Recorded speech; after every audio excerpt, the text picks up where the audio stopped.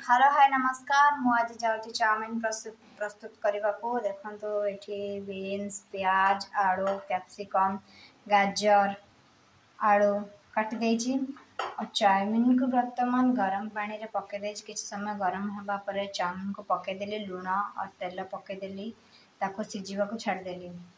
देखिबा चाउमिन रो केमती प्रस्तुत हिसला पर मु आपन देखिबी वीडियो माध्यम रे। फास्ट पैन रे मु करे बसेली करे गरम होला पर तेल पकेली कैप्सिकम और प्याज पकेली ताको छाड़दवा हल्का नाली हवा पर्यंत।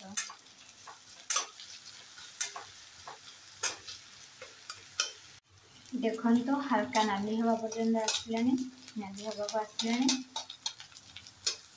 पकेली आलू पकेली गाजर पकेली सब परिवा को मैं घाटी देली